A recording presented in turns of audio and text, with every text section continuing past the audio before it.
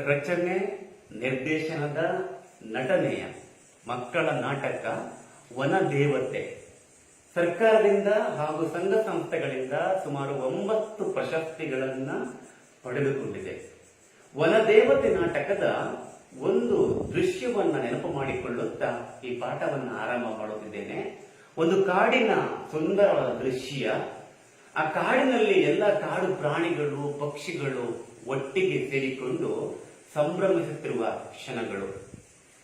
ಬನ್ನಿ ಬನ್ನಿ ಬನ್ನಿ ಬನ್ನಿ ಬನ್ನಿ ನಾವೆಲ್ಲರೂ ಸೇರಿ ಹಾಡೋಣ, ಈ ಕಾಡಲ್ಲಿ ಖುಷಿಯಲ್ಲಿ ಕುಣಿಯೋಣ, ಗಿಡ ಮರಗಳನ್ನು ಉಳಿಸೋಣ, ನಾವೊಟ್ಟಿಗೆ ಸೇರಿ ಬಾಳೋಣ ಎಂದು ಹಾಡುತ್ತಿರುವಾಗ, ಸಂಭ್ರಮಿಸುತ್ತಿರುವಾಗ ಮರೆಯಲ್ಲಿ ನಿಂತ ಬೇಟೆಗಾರನೊಬ್ಬನು ಒಂದು ಪ್ರಾಣಿಗೆ ಬಂದೂಕಿನಿಂದ ಹೊಡೆಯುತ್ತಾನೆ. ಪರಿಣಾಮವಾಗಿ ಆ ಪ್ರಾಣಿ ಸತ್ತು ಬೀಳುತ್ತದೆ. ಇದರಿಂದ ಕೋಪಗೊಂಡಂತಹ, ಭಯಗೊಂಡಂತಹ ಎಲ್ಲ ಪ್ರಾಣಿಗಳು ಎದ್ದು ಬಿದ್ದು ಓಡಿ ಹೋಗುತ್ತವೆ. ಆ ಬೇಟೆಗಾರ ಆ ಪ್ರಾಣಿಯನ್ನು ಹೊತ್ತುಕೊಂಡು ಹೋಗಿದ್ದಲ್ಲದೆ ಆ ಕಾಡಿಗೆ ಬೆಂಕಿ ಹಚ್ಚುತ್ತಾನೆ. ಪರಿಣಾಮವಾಗಿ ಇಡೀ ಕಾಡು ಸುಟ್ಟು ಭಸ್ಮವಾಗ್ತದೆ. ಇದರಿಂದ ಕ್ರೋಧಗೊಂಡಂತ ಎಲ್ಲ ಪ್ರಾಣಿ ಪಕ್ಷಿಗಳು ಒಟ್ಟಾಗಿ ಒಂದು ತೀರ್ಮಾನಕ್ಕೆ ಬರ್ತವೆ. ಇದಕ್ಕೆಲ್ಲ ಕಾರಣ ಮನುಷ್ಯ. ಆತನು ವಾಸ ಮಾಡುವ ಪ್ರದೇಶಗಳ ಕಡೆಗೆ, ಆತನು ಬೆಳೆದಂತ ತೋಟಗಳು, ಆತನು ವಾಸ ಮಾಡುವ ನಗರ ಪ್ರದೇಶ, ಇದೆಲ್ಲದರ ಮೇಲೆ ದಾಳಿ ಮಾಡೋಣ, ಎಲ್ಲವನ್ನ ನಾಶ ಮಾಡೋಣ, ಸಿಕ್ಕವರನ್ನ ಸಿಗಿಯೋಣ ಅಂತ ನಿರ್ಧಾರ ಮಾಡಿ ಆತನು ವಾಸ ಮಾಡುವ ಪ್ರದೇಶಕ್ಕೆ ದಾಳಿ ಮಾಡ್ತವೆ, ಎಲ್ಲವನ್ನ ನಾಶ ಮಾಡ್ತವೆ. ಕೊನೆಗೆ ಮಾನವ ಇದರಿಂದ ಬುದ್ಧಿಯನ್ನ ಕಲ್ತ್ಕೊಳ್ತಾನೆ. ಗಿಡ ಮರಗಳನ್ನು ಕಡಿಯಬಾರದು, ಉಳಿಸಬೇಕು, ಬೆಳೆಸಬೇಕು ಅನ್ನುವಂತಹ ತೀರ್ಮಾನಕ್ಕೆ ಬರ್ತಾನೆ. ಗಿಡ ಮರಗಳನ್ನು ಉಳಿಸೋಣ, ಬೆಳೆಸೋಣ ಅನ್ನುವಂತ ಒಂದು ಸಂದೇಶವನ್ನು ಕೊಡುವಂತ ನಾಟಕವನ್ನ ನೆನಪು ಮಾಡುತ್ತಾ ಆ ದೃಶ್ಯವನ್ನು ನಿಮಗೆ ಹೇಳುತ್ತಾ, ನಮಸ್ಕಾರ, ನಾನು ಸುರೇಂದ್ರ ಎಸ್ ಗುಡ್ಡೆ ಹೋಟೆಲ್, ಶಿಕ್ಷಕರು, ಶ್ರೀ ಸಿದ್ಧಲಿಂಗೇಶ್ವರ ಪ್ರೌಢಶಾಲೆ, ಮಾಗಡಿ ರಸ್ತೆ, ಬೆಂಗಳೂರು ದಕ್ಷಿಣ ಜಿಲ್ಲೆ, ಹಾಗೂ ಎಜುಕೇಶನ್ ಹೆಲ್ಪ್ ಲೈನ್ ನಲ್ಲಿ ರಾಜ್ಯ ಸಂಪನ್ಮೂಲ ವ್ಯಕ್ತಿಯಾಗಿ ಸೇವೆಯನ್ನ ಸಲ್ಲಿಸುತ್ತಿದ್ದೇನೆ. ಪ್ರಿಯ ಎಸ್ಎಸ್ಎಲ್ಸಿ ವಿದ್ಯಾರ್ಥಿಗಳೇ, ಸಂಪೂರ್ಣ ಲಾಕ್ಡೌನ್ ಹಿನ್ನೆಲೆಯಲ್ಲಿ ಮನೆಯಲ್ಲಿಯೇ ಸುರಕ್ಷಿತರಾಗಿದ್ದುಕೊಂಡು ನಮ್ಮ ಸಮಾಜ ವಿಜ್ಞಾನದ ಎಲ್ಲಾ ವಿಡಿಯೋ ಪಾಠಗಳನ್ನ ವೀಕ್ಷಣೆ ಮಾಡಿ ಪುನರ್ಮನನ ಮಾಡಿಕೊಳ್ಳಿ ಅಂತ ಹೇಳ್ತಾ, ಕಳೆದ ತರಗತಿಗಳಲ್ಲಿ ಸಮಾಜಶಾಸ್ತ್ರದ ಪ್ರಮುಖ ಅಧ್ಯಾಯಗಳನ್ನ ನಾವು ಅಧ್ಯಯನ ಮಾಡಿದ್ದೇವೆ. ಇವತ್ತಿನ ಈ ಅವಧಿಯಲ್ಲಿ ಸಮಾಜಶಾಸ್ತ್ರದ ಇನ್ನೊಂದು ಪ್ರಮುಖ ಅಧ್ಯಾಯ 3 ಸಾಮಾಜಿಕ ಚಳವಳಿ, ಈ ಪಾಠಗಳನ್ನ ಅಧ್ಯಯನ ಮಾಡೋಣ. ಕರ್ನಾಟಕ ಪ್ರೌಢಶಿಕ್ಷಣ ಪರೀಕ್ಷಾ ಮಂಡಳಿಯವರು ನೀಡಿದಂತ 2 ಮಾದರಿ ಪ್ರಶ್ನೆ ಪತ್ರಿಕೆಗಳು ಹಾಗೂ ಉಳಿದ ಮಾದರಿ ಪ್ರಶ್ನೆ ಪತ್ರಿಕೆಗಳನ್ನ ನೋಡಿದಾಗ ಈ ಪಾಠದಿಂದ 1 ಅಂಕ ಅಥವಾ 2 ಅಂಕಗಳ ಪ್ರಶ್ನೆಗಳನ್ನ ಕೇಳುವ ಸಾಧ್ಯತೆ ಇರ್ತದೆ. ಹೆಚ್ಚಾಗಿ ನಾವು ಅಲ್ಲಿ ಮಾದರಿ ಪ್ರಶ್ನೆ ಪತ್ರಿಕೆ ನೋಡಿದಾಗ 1 ಅಂಕಗಳಿಗೂ ಕೇಳಿದ್ದಾರೆ, 2 ಅಂಕಗಳಿಗೂ ಕೇಳಿದ ಒಂದು ಸಾಧ್ಯತೆ ಇದೆ. ಆ ನಿಟ್ಟಿನಲ್ಲಿ ನಾವು ಈ ಪಾಠವನ್ನ ಓದಬೇಕಾಗುತ್ತದೆ ಅಂತ ಹೇಳ್ತಾ, ಈ ಪಾಠದಲ್ಲಿ ಕೇಳಬಹುದಾದ 1 ಅಂಕಗಳ ಪ್ರಶ್ನೆಗಳು ಯಾವುವು ಎಂದರೆ, ಒಂದನೇದಾಗಿ ಜನಮಂದೆ ಎಂದರೇನು ಅಂತ ಕೇಳಬಹುದು. ಯಾವುದೇ ಪೂರ್ವ ಯೋಜನೆ ಇಲ್ಲದೆ ಅನಿಶ್ಚಿತ ಒಂದು ಆಸಕ್ತಿಯ ಸುತ್ತ ಸೇರಿರುವ ಜನರಾಶಿಯೇ ಜನಮಂದೆ ಅಂತ ಕರೀತಾರೆ. ಎರಡನೇದಾಗಿ ಬಹಳ ಪ್ರಾಮುಖ್ಯವಾದ್ದು ದೊಂಬಿ ಎಂದರೇನು ಅಂತ ಕೇಳಬಹುದು. ಹಿಂಸಾತ್ಮಕ ಸ್ವರೂಪದ ಜನಮಂದೆಯ ವರ್ತನೆಯೇ ದೊಂಬಿ ಎಂದು ಕರೆಯುತ್ತಾರೆ ಅಂತ ನೀವಲ್ಲಿ ಬರಿಬೇಕಾಗ್ತದೆ. ಇನ್ನೊಂದು ಬಹಳ ಪ್ರಾಮುಖ್ಯವಾದ್ದು, ಕೋಟ ಶಿವರಾಮ ಕಾರಂತರು ಯಾವ ಅಣುಸ್ಥಾವರ ಸ್ಥಾಪನೆಯ ವಿರುದ್ಧ ಚಳವಳಿ ಮಾಡಿದ್ದಾರೆ, ಹೋರಾಟ ಮಾಡಿದ್ದಾರೆ? ಉತ್ತರ, ಕೈಗಾ ಅಣುಸ್ಥಾವರದ ಸ್ಥಾಪನೆಯ ವಿರುದ್ಧ. ಇನ್ನೊಂದು ಬಹಳ ಪ್ರಾಮುಖ್ಯದ ಪ್ರಶ್ನೆಯಲ್ಲಿ ಕೇಳ್ತಾರೆ, ಮುಖ್ಯವಾಗಿ ಕೇಳುವಂತದ್ದು, ಚಿಪ್ಕೋ ಚಳವಳಿಯ ನಾಯಕ ಯಾರು, ಅದನ್ನು ಆರಂಭಿಸಿದವರು ಯಾರು ಅಂತ ಕೇಳಬಹುದು. ಉತ್ತರ, ಸುಂದರಲಾಲ್ ಬಹುಗುಣ. ಚಿಪ್ಕೋ ಚಳವಳಿ ಎಲ್ಲಿ ಆರಂಭವಾಯಿತು ಅಂತ ಕೇಳಬಹುದು. ಚಿಪ್ಕೋ ಚಳವಳಿಯು ಉತ್ತರ ಪ್ರದೇಶದ ತೆಹರಿ ಗರ್ವಾಲ್ ಅನ್ನುವ ಜಿಲ್ಲೆಯ ರೆನ್ನಿ ಅನ್ನುವಂತ ಒಂದು ಗ್ರಾಮದಲ್ಲಿ ಆರಂಭಗೊಳ್ಳುತ್ತದೆ. ಇನ್ನೊಂದು ಬಹಳ ಪ್ರಾಮುಖ್ಯದ ಪ್ರಶ್ನೆ, ಅಪ್ಪಿಕೋ ಚಳವಳಿ ಎಲ್ಲಿ ಆರಂಭವಾಯಿತು ಅಂತ ಕೇಳಬಹುದು. ಉತ್ತರ, ಅಪ್ಪಿಕೋ ಚಳವಳಿಯು ಉತ್ತರ ಕನ್ನಡ ಜಿಲ್ಲೆಯ ಸಲ್ಯಾನಿ ಗ್ರಾಮದಲ್ಲಿ, ಕರ್ನಾಟಕದ ಉತ್ತರ ಕನ್ನಡ ಜಿಲ್ಲೆಯ ಸಲ್ಯಾನಿ ಗ್ರಾಮದಲ್ಲಿ ಇದು ಆರಂಭವಾಗುತ್ತದೆ. ಇನ್ನೊಂದು ಪ್ರಶ್ನೆ ಕೇಳಬಹುದು, ಚಿಪ್ಕೋ ಚಳವಳಿ ಮತ್ತು ಅಪ್ಪಿಕೋ ಚಳವಳಿಯ ಉದ್ದೇಶಗಳೇನು ಅಂತ ಕೇಳಬಹುದು. ಚಿಪ್ಕೋ ಚಳವಳಿ ಮತ್ತು ಅಪ್ಪಿಕೋ ಚಳವಳಿಯ ಉದ್ದೇಶ ಗಿಡ ಮರಗಳನ್ನು ಉಳಿಸುವಂತದ್ದು, ಅರಣ್ಯವನ್ನ ಬೆಳೆಸುವಂತದ್ದು, ಕಾಡುಗಳ ನಾಶವನ್ನ ತಡೆಯುವಂತದ್ದು ಈ ಚಳವಳಿಯ ಮುಖ್ಯ ಉದ್ದೇಶ ಆಗಿದೆ ಅಂತ ನೀವಲ್ಲಿ ಸಾಮಾನ್ಯವಾಗಿ ಬರೀಬಹುದು. ಇನ್ನೊಂದು, ನರ್ಮದಾ ಬಚಾವೋ ಆಂದೋಲನದ ನಾಯಕತ್ವ ವಹಿಸಿದ್ದವರು ಯಾರು ಅಂತ ಕೇಳಬಹುದು. ಉತ್ತರ ಮೇಘ ಪಾಟಕರ್. ಇನ್ನೊಂದು ಬಹಳ ಪ್ರಮುಖ ಪ್ರಶ್ನೆ, ಮೌನ ಕಣಿವೆ ಆಂದೋಲನ ಎಲ್ಲಿ ಆರಂಭಗೊಂಡಿತ್ತು ಅಂತ ಕೇಳಬಹುದು. ಕೇರಳದ ಫಾಲ್ಘಾಟ್ ತಾಲೂಕಿನಲ್ಲಿ ಮೌನ ಕಣಿವೆ ಆಂದೋಲನ ಆರಂಭಗೊಳ್ಳುತ್ತದೆ ಅಂತ ನೀವು ಬರೀಬೇಕಾಗ್ತದೆ. ಹೀಗೆ ಈ ಪಾಠದಲ್ಲಿ ಇವೆಲ್ಲ ಒಂದು ಅಂಕಗಳಿಗೆ ಕೇಳುವ ಪ್ರಶ್ನೆ. ಇನ್ನು ಇದಲ್ಲದೆ ಇನ್ನೊಂದು, ಕೈಗಾ ಅಣುವಿದ್ಯುತ್ ಸ್ಥಾಪನೆಗೆ ವಿರೋಧ ಏಕೆ ವ್ಯಕ್ತಪಡಿಸಲಾಯಿತು ಅಂತ ಕೇಳಬಹುದು. ಕೈಗಾ ಅಣುವಿದ್ಯುತ್ ಸ್ಥಾವರದ ಅಣು ವಿಕಿರಣಗಳಿಂದ ಅರಣ್ಯ ನಾಶವಾಗುತ್ತದೆ, ಜೀವಸಂಕುಲದ ನಾಶವಾಗುತ್ತದೆ. ಇದರಿಂದ ಹಲವಾರು ಕೆಟ್ಟ ದುಷ್ಪರಿಣಾಮಗಳು ಉಂಟಾಗುವುದರಿಂದ ಕೈಗಾ ಅಣುವಿದ್ಯುತ್ ಸ್ಥಾವರದ ಸ್ಥಾಪನೆಗೆ ವಿರೋಧವನ್ನ ವ್ಯಕ್ತಪಡಿಸಲಾಯಿತು ಅಂತ ನೀವಲ್ಲಿ ಬರೀಬೇಕಾಗ್ತದೆ. ಇದಲ್ಲದೆ ಅಸ್ಪೃಶ್ಯತೆ ಆಚರಣೆ ವಿರೋಧಿ ಚಳವಳಿ, ಮತ್ತೆ ಮುಖ್ಯವಾಗಿ ಮಂಗಳೂರಿನಲ್ಲಿ ಪೆಟ್ರೋಲ್ ಶುದ್ಧೀಕರಣ ಚಳವಳಿ, ಹೀಗೆ ಇನ್ನು ಪ್ರಮುಖ ಚಳವಳಿಗಳ ಬಗ್ಗೆ ಈ ಪಾಠದಲ್ಲಿದೆ. ಆ ಎಲ್ಲ ಪ್ರಶ್ನೆ ಕೇಳಬಹುದು. ನೀವು ಪಠ್ಯ ಪುಸ್ತಕವನ್ನ ಸರಿಯಾಗಿ ಓದಿಕೊಳ್ಳಬೇಕು ಅಂತ ಹೇಳುತ್ತಾ ಈ ಪಾಠದಲ್ಲಿ ಕೇಳಬಹುದಾದ 2 ಅಂಕಗಳ ಪ್ರಶ್ನೆಗಳು ಯಾವುವು ಅಂತ ತಿಳ್ಕೊಳ್ಳೋಣ.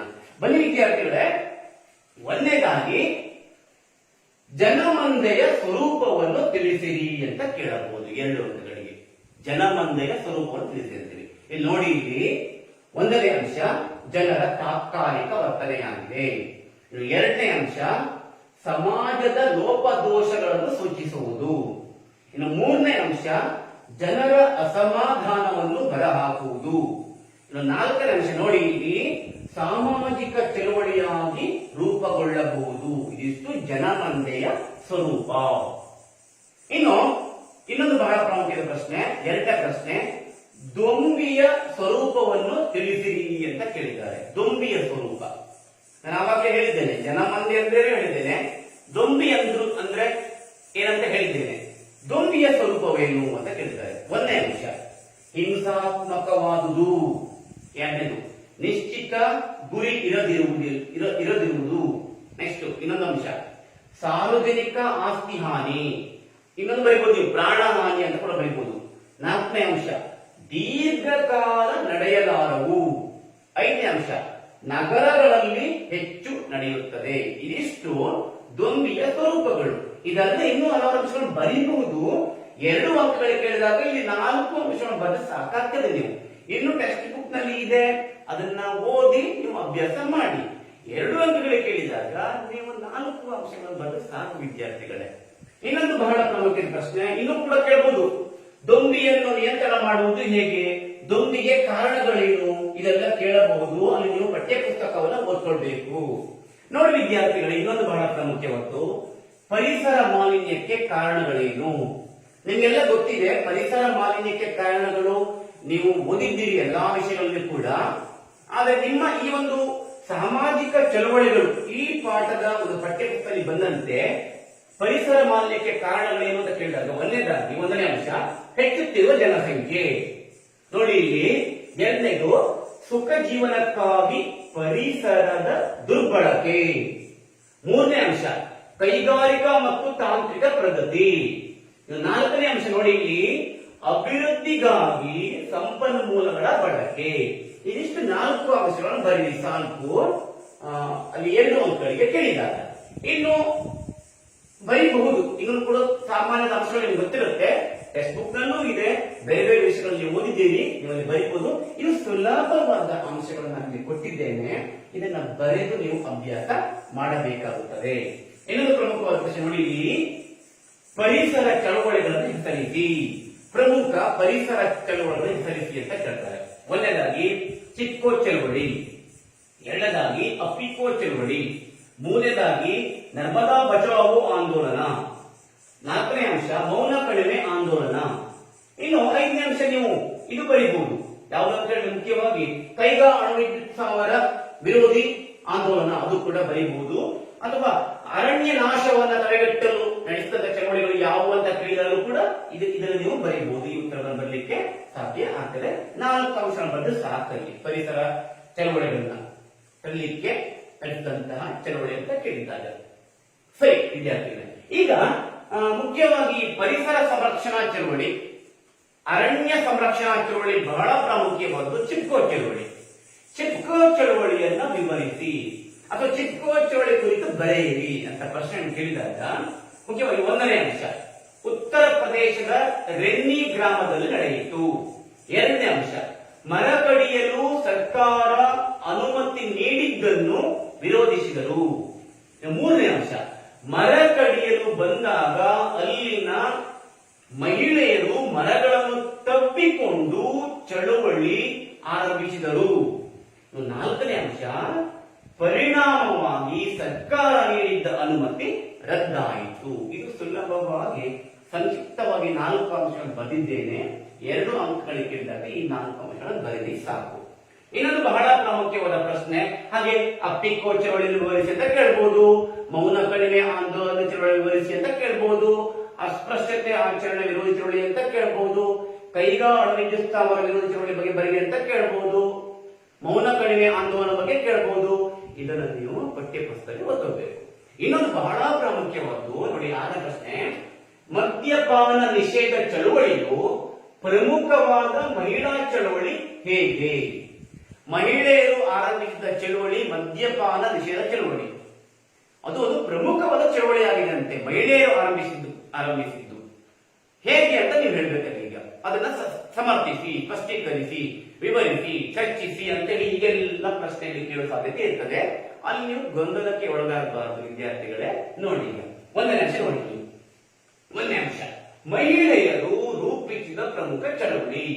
2ನೇ ಅಂಶ ಕರ್ನಾಟಕದ ಕರಾವಳಿ ಮಲೆನಾಡು ಪ್ರದೇಶದಲ್ಲಿ ಆರಂಭವಾಯಿತು. ಇನ್ನು 3ನೇ ಅಂಶ ಕುಸುಮ, ಸೊರಬ ಮುಂತಾದವರು ತಮ್ಮ ಜೀವ ಕಳೆದುಕೊಂಡರು. 4ನೇ ಅಂಶ ಮದ್ಯಪಾನ ನಿಷೇಧ ಸ್ವಾತಂತ್ರ್ಯ ಚಳವಳಿಯ ಭಾಗವಾಗಿದೆ. ಈ 4 ಅಂಶ ನಾನು ಕೊಟ್ಟಿದ್ದೇನೆ. ಇನ್ನು 5ನೇ ಅಂಶ 6ನೇ ಅಂಶ ಬರೀಬಹುದು. ಪಠ್ಯ ಪುಸ್ತಕದಲ್ಲಿ ಇನ್ನೂ ತುಂಬಾ ಸುಂದರವಾದ ಅಂಶಗಳಿದ್ದಾವೆ. ನಾನು ತುಂಬಾ ಸುಲಭವಾದ 4 ಅಂಶಗಳನ್ನ ಬಂದಿದ್ದೇನೆ. 2 ಅಂಕಗಳಿಗೆ ಕೇಳಬಹುದು ಅನ್ನುವ ಸಾಧ್ಯತೆ ಇರೋದ್ರಿಂದ ಹಾಗಾಗಿ ಇದೆಲ್ಲ ಪ್ರಶ್ನೋತ್ತರಗಳನ್ನು ನೀವು ಅಭ್ಯಾಸ ಮಾಡಬೇಕು. ಇನ್ನು ಪಠ್ಯ ಪುಸ್ತಕದಲ್ಲಿ ಇನ್ನು ಹಲವಾರು ವಿಷಯಗಳಿದ್ದಾವೆ.